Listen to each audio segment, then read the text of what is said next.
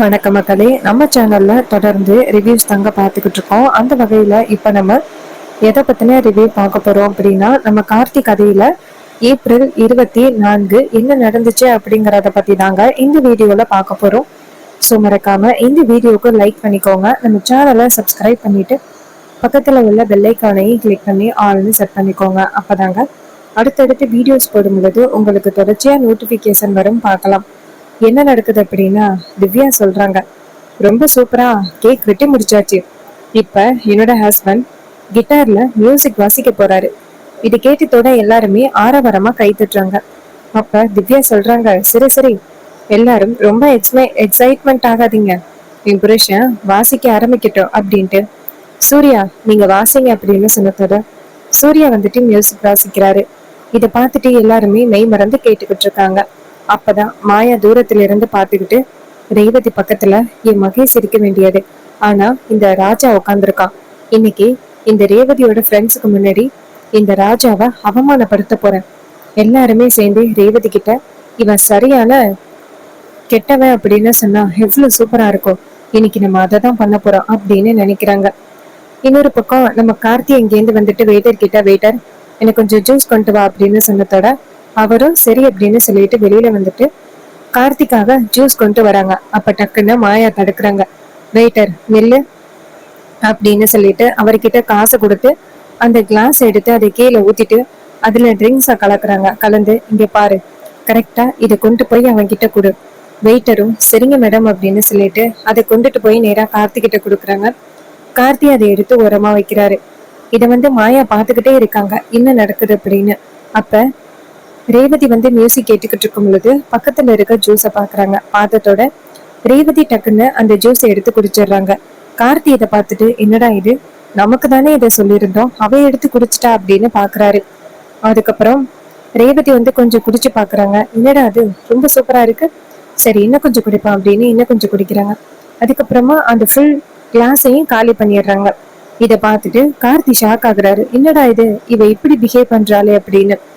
இன்னொரு பக்கம் திவ்யாவோட husband Surya music வாசிச்சு முடிக்கிறாரு.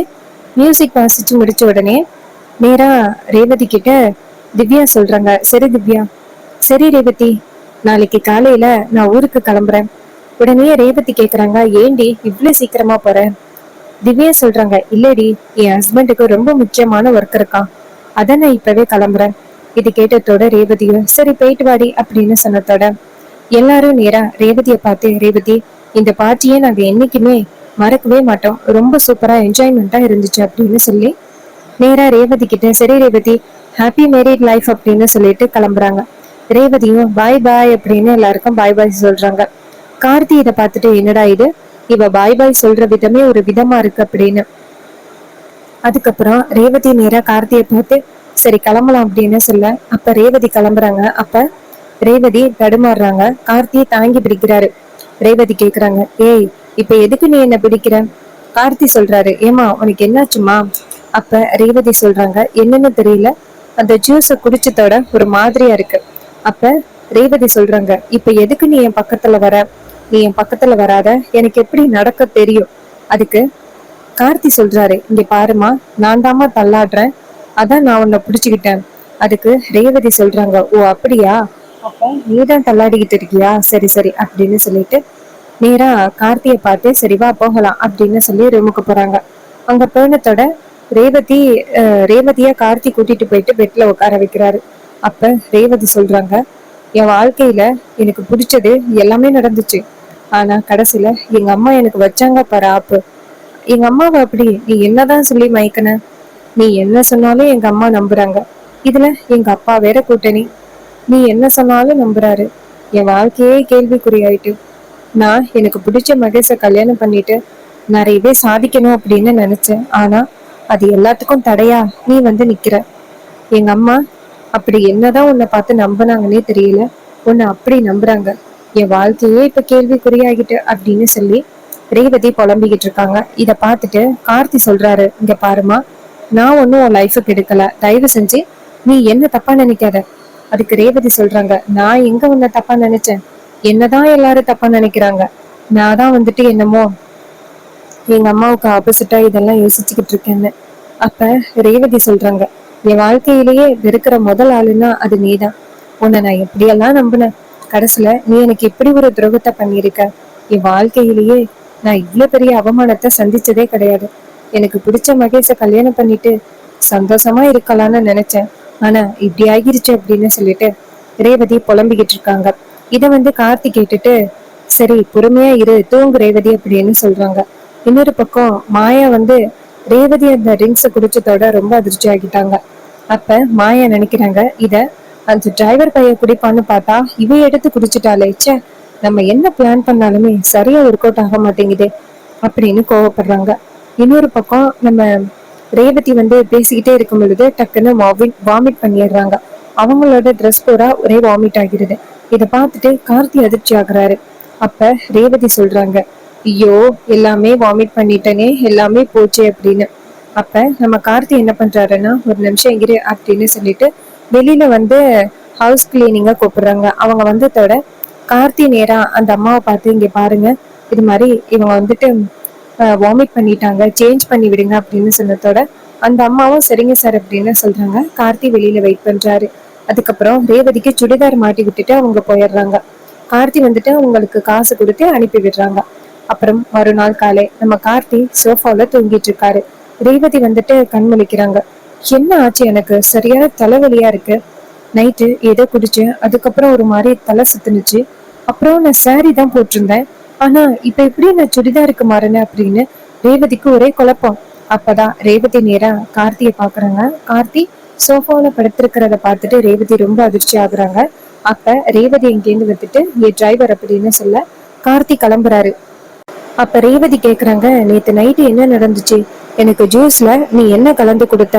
கார்த்தி சொல்றாரு, நான் ஜூஸ்ல என்ன கலந்து கொடுத்தேன்? தேவையில்லாம நீ ஏன் மேல பழி போடாத. எனக்கும் நீ சொல்றதுக்கும் எந்த செய்த சம்மந்தமும் இல்ல. அதுக்கு ரேவதி சொல்றாங்க, போது நிப்பாட்டு, நீ இன்னும் என்னெல்லாம் பொய் சொல்றதுக்கு ஆயத்தம் ஆயிட்டு இருக்க. நான் உன்னை எப்படியெல்லாம் நம்பினேன், கடைசியில நீ எனக்கு இப்படிப்பட்ட ஒரு துரோகத்தை பண்ணிருக்க. நான் உன்னை நம்பினேன்னு, ஆனா நீ இந்த அளவுக்கு சீப்பா பிஹேவ் பண்ணுவ அப்படின்னு நான் எதிர்பார்க்கல. கார்த்தி கேக்குறாரு, இங்க பாரு ரேவதி, வாய்க்கு வந்தபடி பேசாத, எதா இருந்தாலும் உண்மையா பொய்யா அப்படிங்கறத முடிவு பண்ணிட்டு அப்புறம் பேசு. அப்ப ரேவதி சொல்றாங்க, உன்னோட சீப்பான விஷயம் தான் நல்லாவே தெரியுதே. இது மாதிரி எனக்கு ட்ரெஸ் எல்லாம் சேஞ்ச் பண்ணி விட்டுருக்க, அதுக்கு முன்னாடி நீ என்ன பண்ண? இங்க பாரு, உன்னை இப்படி கேவலமான ஒருத்தன் அப்படின்னு தெரிஞ்சே நான் உன் கூட தங்கணும் பாரு. என்ன சொல்லணும், கடைசியில நீ நினைச்சத சாதிச்சிட்டியல்ல. எங்க அம்மா உன்னை போய் எப்படி நம்புறாங்கன்னே தெரியல. என் வாழ்க்கையிலேயே கேவலமான ஒருத்தன்னா அது நீதான். இப்படி கேவலமான ஒருத்தன் கூட நான் இருந்தேன்னு எனக்கு கேவலமா இருக்கு அப்படின்னு அந்த ரேவதி சொல்லிக்கிட்டு இருக்காங்க. கார்த்தி சொல்றாரு, இங்க பாரு ரேவதி, கொஞ்சம் பொறுமையா முடிவெடு. அப்ப ரேவதி சொல்றாங்க, நான் என்ன பொறுமையா இனிமேலுக்கு முடிவு பண்ண போறேன்? இந்த ரூம்ல உன்னையும் என்னையும் தவிர்த்து வேற யாருமே இல்ல. அப்ப நீதான் எனக்கு ட்ரெஸ் சேஞ்ச் பண்ணி விட்டுருக்க. அப்பன்னு பார்த்து காலிங் பில் அடிக்குது. அப்ப கார்த்தி சொல்றாரு, ஒரு நிமிஷம் இரு அப்படின்னு போயிட்டு கதவை திறக்கிறாரு. அப்ப ஹவுஸ் கிளீனிங் உள்ள பொண்ணு வராங்க. ரேவதி கிட்ட காஃபி கொடுக்குறாங்க. இந்தாங்க மேடம், உங்களுக்கு ஒரே தலைவலியா இருக்கும் அப்படின்னு. அப்ப ரேவதி கேக்குறாங்க, எனக்கு தலைவலி அப்படின்னு உங்களுக்கு எப்படி தெரியும்? அப்ப அவங்க சொல்றாங்க, மேடம் நேத்து நைட்டு நீங்க என்ன ட்ரிங்க் பண்ணீங்கன்னு தெரியல, என்ன சாப்பிட்டீங்கன்னு தெரியல, ஒரே வாமிட் பண்ணிட்டீங்க ட்ரெஸ்ஸஸ் ஃபுல்லா. நான் தான் மேடம் சேஞ்ச் பண்ணிவிட்டேன், சார் தான் என்ன கூப்பிட்டாரு. இதை கேட்டதோட ரேவதி ரொம்ப அதிர்ச்சி ஆகுறாங்க. அப்ப அந்த பொண்ணு நேரா அந்த ரேவதி கிட்ட நடந்ததை சொல்றாங்க. நேத்து நைட்டு நீங்க செம்மையா வாமிட் பண்ணிட்டீங்க, அப்ப சார் தான் எனக்கு ஃபோன் பண்ணி கூப்பிட்டாரு. நான் பார்த்ததோட உங்க உடம்பு ஃபுல்லா ஒரே வாந்தியா இருந்துச்சு. சார் தான் கிளீன் பண்ண சொன்னாரு, நானும் கிளீன் பண்ண, சார் வெளியில வெயிட் பண்ணாரு. இதை கேட்டதோட தான் ரேவதிக்கு உண்மை புரிய வருது. அப்ப கார்த்தி மேல தப்பு இல்லை அப்படின்னு. அப்ப நம்ம அந்த ஹவுஸ் கிளீனிங் காஃபியை வச்சுட்டு வெளியில போறாங்க. சோ இதை பார்த்துட்டு ரேவதி அதிர்ச்சி ஆகுறாங்க. கார்த்தி நேரா ரேவதியை பார்த்து, எது உண்மை எது பொய் அப்படின்னு சொல்லாம அந்த அளவுக்கு என்ன மோசமா பேசுன, இப்ப புரியுதா என் மேலேயா தப்பு இருக்கு? அதுக்கு ரேவதி எதுவுமே சொல்லாம அமைதியா நிக்கிறாங்க. அப்ப கார்த்தி சொல்றாரு, எந்த விஷயமா இருந்தாலும் கொஞ்சம் அலசி ஆராய்ஞ்சு அதுக்கப்புறம் முடிவு பண்ணிட்டு திட்டு. எடுத்ததோட என்ன கெட்டவன்னு நீ ப்ரூவ் பண்ணாத. இங்க பாரு, மகேஷோட விஷயத்திலயும் சரி, அவன் காணாம போனதுக்கும் நான் உன் கழுத்துல தாலி கட்டினதுக்கும் எனக்கு சம்மந்தமே கிடையாது. நீ எப்படி உங்க அம்மா ப்ரெஷர் பண்ணதுனால என்னை கல்யாணம் பண்ணிக்கிறதுக்கு ஒத்துக்கிட்டியோ, அதே மாதிரிதான் உங்க அம்மா ப்ரெஷர் பண்ணதுனாலதான் நானும் உன் கழுத்துல தாலி கட்ட வேண்டிய சூழ்நிலை வந்துருச்சு.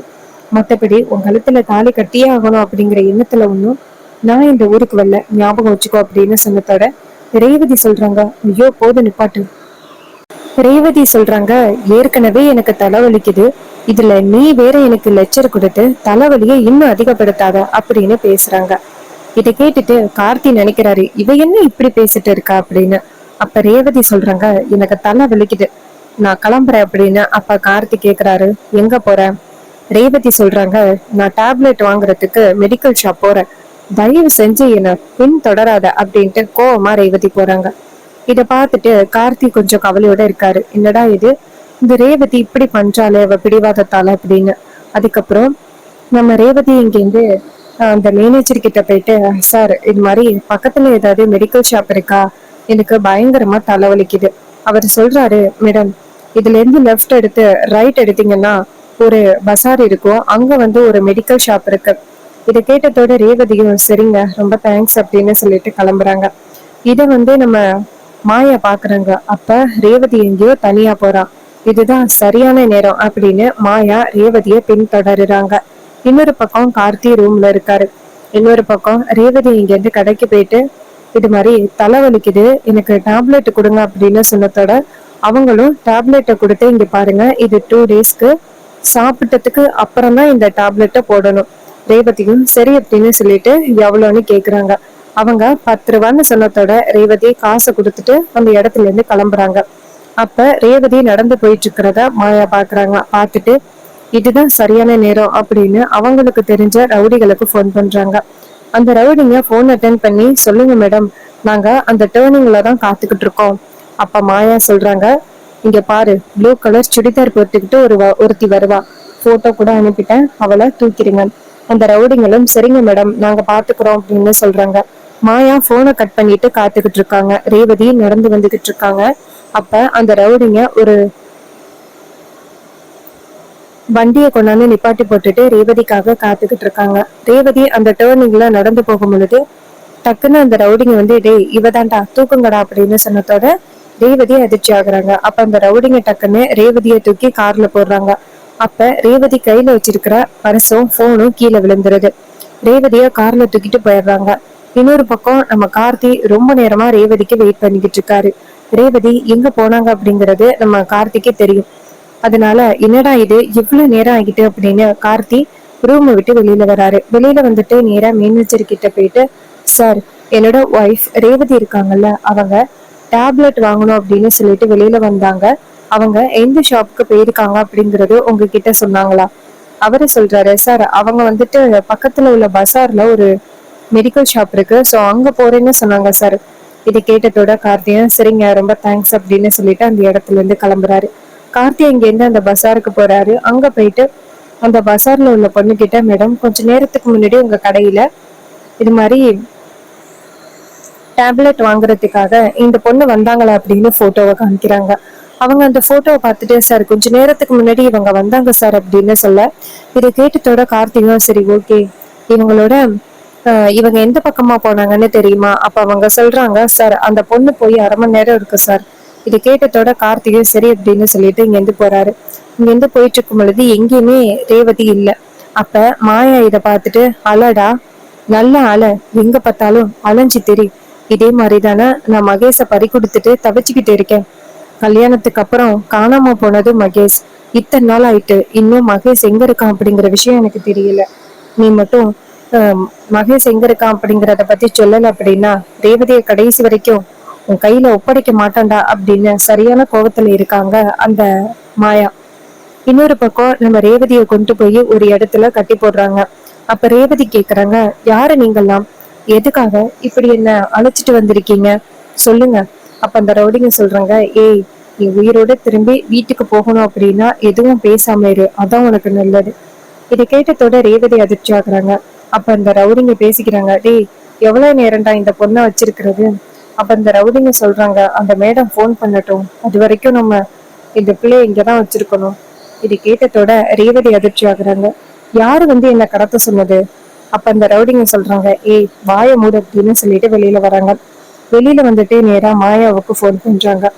மாயா போனை பார்த்துட்டு, அந்த ரவுடிங்க தான் போன் பண்றாங்க அப்படின்னு போன் அட்டன் பண்ணி, சொல்லுங்க அப்ப அந்த ரவுடிங்க சொல்றாங்க, மேடம் நீங்க சொன்ன மாதிரி இந்த பொண்ணை தூக்கிட்டு வந்துட்டோம், இங்க கட்டி போட்டு வச்சிருக்கோம், யாரு என்ன தூக்கிட்டு வர சொன்னது அப்படின்னு சொல்லி ரொம்ப நேரமா அந்த பொண்ணு கேள்வி கேட்டுக்கிட்டே இருக்கு. இதை கேட்டதோட மாயா சொல்றாங்க, இங்க பாரு என்ன நடந்தாலும் சரி, நான் தான் வந்து அவளை கடத்த சொன்னேன் அப்படிங்கிற விஷயம் அவளுக்கு தெரியக்கூடாது. அந்த ரவுடிகளும் சரிங்க மேடம் நாங்க பாத்துக்கிறோம், நீங்க எதுக்கும் கவலைப்படாதீங்க, சரி பேசின தொகை வந்துரும்ல. மாயா சொல்றாங்க, பேசினதை விட டபுள் அமௌண்டாவே நான் உங்களுக்கு பே பண்றேன், அதனால இது மாதிரி அவளை எப்படியாவது வச்சுக்கிடுங்க. முக்கியமா ராஜா ஒருத்தன், அவதான் அவன்தான் அவளோட புருஷன், கண்டிப்பா இந்த ரேவதி எங்க இருக்கா அப்படிங்கறத ஈஸியா கண்டுபிடிச்சிருவான். சோ எதுக்கும் கொஞ்சம் பாதுகாப்பா இருங்க.